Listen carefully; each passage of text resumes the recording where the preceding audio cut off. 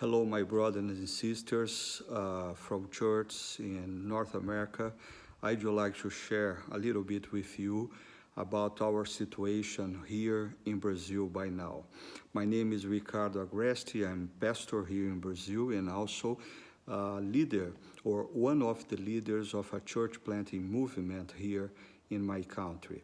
Well, the situation in Brazil raised a lot of worries because in the last 5 or 6 years, our country was facing a lot of troubles related to economy, political issues, and now with this coronavirus crisis, everything were intensified. So we have a lot of worries related to health of people, but also related to the economy of our country and what's going to happen in the next month.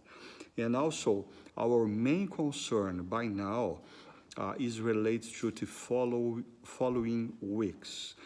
From now, in 3 or 4 weeks, we are going to live the critical moment of this crisis. We already know in Brazil that our hospitals will be not enough. And in addition, we are really worried about situation of people that live in very poor areas without any kind of structures. We don't know what's going to happen with these people when the virus reach them.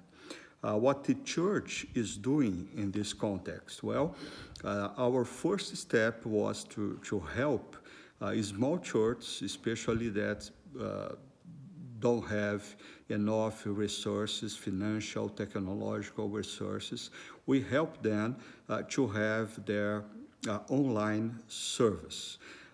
In addition, we started to challenge pastors to go to people by calling and by phone and ask people 3 questions. First of all, how are you?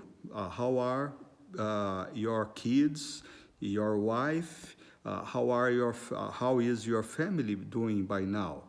The second question is, do you need anything? But is there anything that I can help you in this moment? And the third question, and most important, is, can I pray for you?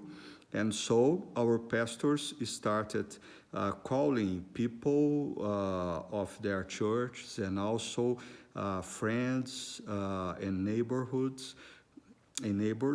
And the result has been amazing. People that were very closed for the gospel, by now they are very open. A third movement that we create was a campaign. We challenge pastors, churches, and Christians to pray together every day by 12 p.m. So our invitation is every day by 12 p.m. the church is gathered in a place called prayer. So we are trying to get everybody together to pray for this moment. And also we have been challenging our church to serve our cities. We start a project called Church in Movement to challenge Christians to serve in 4 areas. The first one is helping old people, especially buying food and medicine and take it to them. Second, giving blood. There is an increasing need of blood in our hospitals by now. A third area is supporting professionals who are working in the health system, like doctors, nurses, physical therapists, psychologists. We are praying for them, and we are also called them to pray with them. And fourth area is helping small business.